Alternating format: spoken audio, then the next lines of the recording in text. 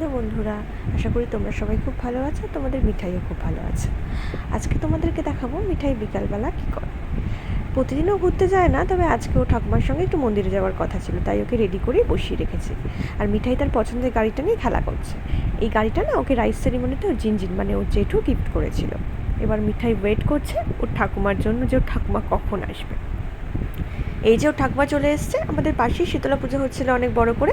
ওর ঠাকুমা ওকে নিয়ে যাচ্ছে। দেখো মেয়ে কি খুশি। সব বাচ্চারাই ঘুরতে পেলে খুশি হয়, আমার মেয়েও তার ব্যতিক্রম নয়।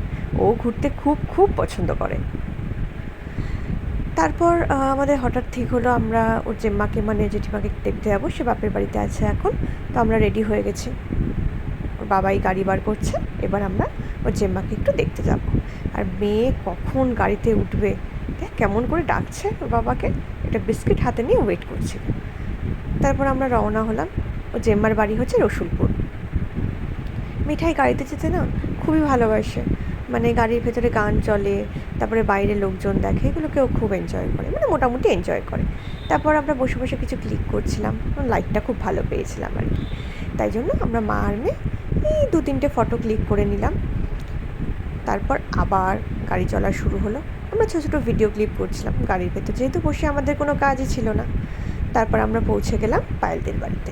দেখো গাছে কত আম হয়েছে। আর পায়েলদের উঠোনটা না অনেক বড়। সেখানে মিঠাই কেমন হেঁটে বেড়াচ্ছিল।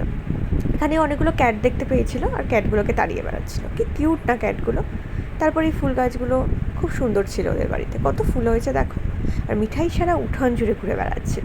বিড়ালগুলো দেখেও এত মজা পেয়েছিল যে কি বলবো। মেয়ের আমার কিছুতেই কোনো ভয় নেই।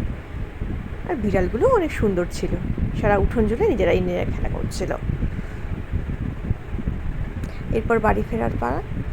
আজকের ভিডিওটা এত অবধি। কেমন লাগলো তোমরা সবাই জানিও।